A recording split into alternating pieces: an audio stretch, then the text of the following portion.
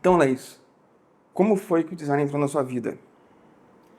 Então, foi um processo muito natural que eu penso que ele aconteceu quando eu ainda nem sabia o que era design, quando eu ainda nem sabia numerar essa área, o que ela significava.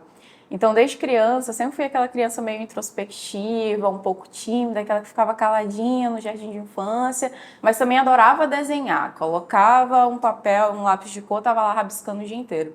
E eu tive muita sorte que, nesse sentido, a minha família sempre me apoiou muito. Então, eles davam muito valor para isso, eles estimulavam muito esse meu lado criativo, esse lado de trabalhos manuais. Então, ao mesmo tempo que às vezes em um sentido eu me sentia um pouco solitária, introvertida, aquela criança que não sabia interagir socialmente tão bem, por outro lado eu conseguia me expor e conseguia colocar para fora o que eu sentia ou como eu me via no mundo através de arte, de desenho, do que quer que fosse. E aí a gente vai crescendo, vai virando adolescente, e quem nunca que teve um Tumblr ou um blog lá em 2010, 2011? E aí, desde aí, eu sabia que eu tinha muita aptidão, então eu adorava ficar mexendo com HTML, fazendo aqueles sites que caía confete, tudo, blog, coloca um chat ali. Era uma coisa que eu gostava muito, eu produzia muito, fazia esse tipo de conteúdo. E aí chega um momento que a gente entra no ensino médio, né? E no ensino médio você precisa fazer uma escolha. E eu me sinto muito grata de que, apesar da minha família vir de um recorte de classe que não é tão favorecido, e que quando você chega nesses espaços você precisa fazer uma escolha que normalmente vai para direito, vai para engenharia, vai para medicina, que são áreas que normalmente são associadas com prestígio maior. Eu tive muita sorte da minha família me apoiar desde a primeira vez quando eu disse que eu queria fazer design. Então, assim, eu já sabia mais ou menos o que o design fazia, sabia que mexia com computador, com programação visual, então ali eu já estava me sentindo em casa. E aí, quando eu comuniquei essa decisão para minha família, foi muito feliz que eu tive esse apoio. Então, em momento nenhum eu fui questionada se eu queria outra coisa. Ah, caramba, será que é isso mesmo? Deveria ser outra área? Então, nesse sentido, eu fui muito bem direcionada. E aí, claro, quando eu fiz vestibular, ainda no ensino médio, coloquei para outras áreas, então relações internacionais, jornalismo, história, foram algumas das áreas que eu já tinha colocado, mas quando chegou realmente o momento de escolher o curso, eu escolhi direto design, e aí eu entrei na Universidade Federal do Maranhão, que a gente tem habilitação para design gráfico de produto, né, ao mesmo tempo, e eu já sabia que eu era muito inclinada para design gráfico, então assim, sabia que eu estava em casa e foi basicamente esse o meu processo. Então, uma criança que era muito ligada a artes, a trabalho manual, onde eu encontrava a minha forma de me expressar, e aí tudo foi caminhando muito naturalmente, e é justamente nisso. Eu não sabia que se chamava design, e aí quando a gente chega nesse ponto de ter que fazer a escolha, tudo culminou para que eu chegasse onde eu cheguei, né? Para que eu fizesse essa escolha. Legal. E olhando para o passado, o que você imagina daqui a 10, 15 anos? Você vai estar fazendo o quê na sua vida profissional, pessoal? Legal. É uma pergunta densa, é uma pergunta complexa, porque eu sou uma pessoa que eu tenho ascendente em Libra, então as coisas mudam muito rápido. Mas, assim, dado o caminho que eu já percorri, e cada vez que eu começo mais a quebrar algumas certezas que eu tinha e me permitindo mais coisas, a médio e longo prazo, 5, 10, 15 anos, eu com certeza me vejo dentro da área acadêmica. Então, com certeza eu me vejo enquanto professora. Foi até uma questão que, por exemplo, na graduação, na faculdade, eu não participei de grupo de pesquisa, não fiz iniciação científica, mas já no final da graduação eu senti esse chamado muito forte para pesquisa, para extensão, para grupo. Então eu disse não. Eu gosto muito do mercado de trabalho, é uma coisa que eu definitivamente gosto, mas eu também gosto desse espaço acadêmico onde a gente tensiona muitas coisas, onde a gente constrói alguns espaços de diálogo que eles são muito importantes. E daí eu já terminei a minha graduação, eu já emendei no mestrado e também numa especialização em antropologia cultural. Então, hoje eu faço essa especialização e também faço mestrado em cultura e sociedade. E não sei como que as coisas vão chegar até lá daqui a 5, 10, 15 anos, mas definitivamente eu me vejo nesse espaço, então tensionando essas discussões. Eu sou uma pessoa que acredita muito no poder da educação, então eu definitivamente me vejo nesse lugar. Ainda não sei os meios e os comos, mas é uma projeção assim que faz sentido para mim hoje, que eu sinto já que faz sentido para o meu eu do futuro. E assim, pesquisa, né? Como que foi esse processo de, pô, você falou que foi um chamado, né? Ah, preciso fazer e tal. E o que que você está trabalhando, o que que você trabalhou em pesquisa? Legal. Quando eu estava na graduação, sempre adorei as cadeiras de projeto, acho maravilhosas. Saber trabalhar em equipe, saber executar bem um projeto é sensacional, é, na verdade, fundamental para a nossa área.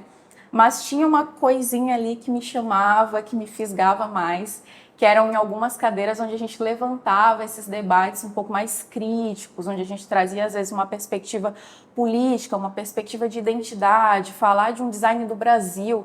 Então, sempre quando chegava nessas cadeiras, eu ficava mais animada, gostava, via ali a sala pegando fogo naquelas discussões, eu participava muito. E aí eu lembro que eu sou muito grata a 3 professores que eram assim, que eu tenho essa recordação, que de certa forma me moldaram e que fizeram eu chegar nas pesquisas que eu cheguei, que foi a professora Luciana Caracas, o professor Delano Rodrigues e a professora Raquel Noronha.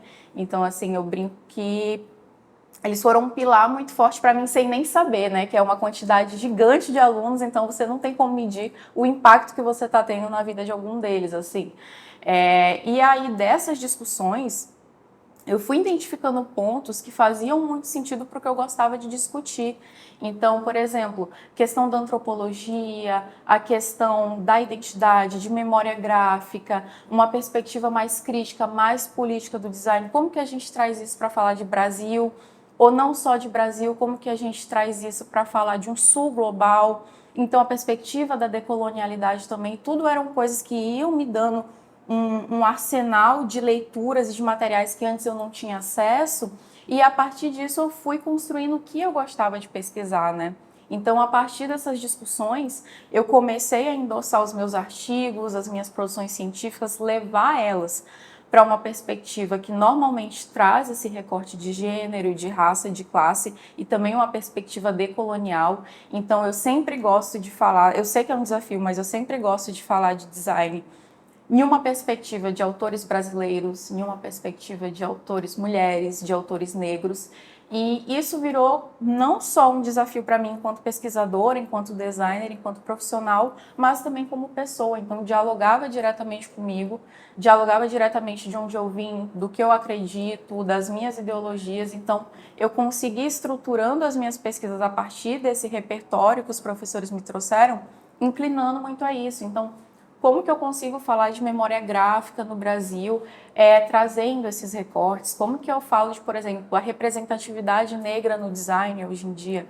Então, esse é um pouco do foco do meu trabalho. Eu costumo trazer muito estudos sobre semiótica, sobre memória gráfica, comparações também de análise do discurso, análise do conteúdo, então sempre pautando essa perspectiva mais crítica. Então é um pouco do que eu venho trazendo nas minhas produções de design na faculdade. Então a gente pode dizer que é uma experiência, foi uma experiência, está sendo transformadora, Completamente. né? E aí eu vou te perguntar o seguinte, verificando tudo que teve para trás, suas expectativas, as mudanças da tua vida, provavelmente as tuas esperanças daqui para frente, né? O que que o design trouxe para você, Laís? Nossa, é uma pergunta muito interessante porque ela ativa o meu consciente e o meu inconsciente, né?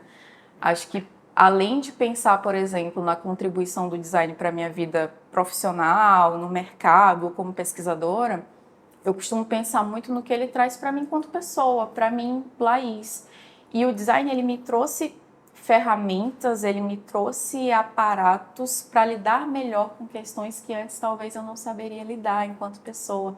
Então, por exemplo, quando eu falo no começo que eu era uma criança introvertida, que não conseguia sociabilizar tanto, o design ele acabou me trazendo ferramentas, então, por exemplo, seja com trabalho em equipe, como que você orquestra um projeto, esse tipo de coisa, que influenciou no meu social, sabe? Na minha questão enquanto pessoa. E não só isso, mas também o design ele tem uma influência muito inconsciente em mim, que às vezes tem pessoas que me perguntam, às vezes a própria família, tu vê design em tudo hoje em dia, né? Depois que terminou a graduação, vê design em tudo. E eu acho que eu não vejo design em tudo, mas eu olho algumas coisas com mais carinho, que foi uma coisa que o design me trouxe. Ter aquele, que algumas pessoas brincam de ter aquele olhar de turista, que é olhar uma coisa como se você estivesse olhando ela pela primeira vez, olhando essa coisa com mais carinho, com mais afeto, com mais detalhe. Olha a primeira, olha a segunda, olha a terceira, nunca vai ser a mesma coisa. Então eu acho que ele me trouxe muito essa capacidade de olhar realmente para as coisas com mais detalhe, respeitar mais o tempo de observação, e aí eu penso que o design ele me soma muito assim nesse sentido, ainda mais que a gente sabe que a gente vive em uma sociedade muito rápida, onde as coisas acontecem muito rápido, a gente não tem tempo de assimilar tudo, mas eu considero que foi um grande presente assim, essa capacidade de olhar com as coisas com mais afeto e também a capacidade de experimentar, que é uma coisa que eu acho muito legal. Eu sou uma pessoa que eu tinha muito medo do erro, então eu não sou uma pessoa que gosta de errar. Quem é que gosta, né? Essa é a grande pergunta. Mas eu tinha muito medo do erro, eu tinha muito medo da experimentação. Já queria que todos os primeiros resultados fossem muito bons, fossem acima da média. E eu acho que a trajetória no design, as trocas que a gente vai tendo dentro e fora da academia, elas me fizeram uma pessoa que gosta muito mais de experimentar e de curtir o processo, às vezes até mais do que o resultado final. Então, eu acho que foi assim, uma das contribuições que me trouxe, que eu carrego enquanto pessoa também, para além da Laís profissional.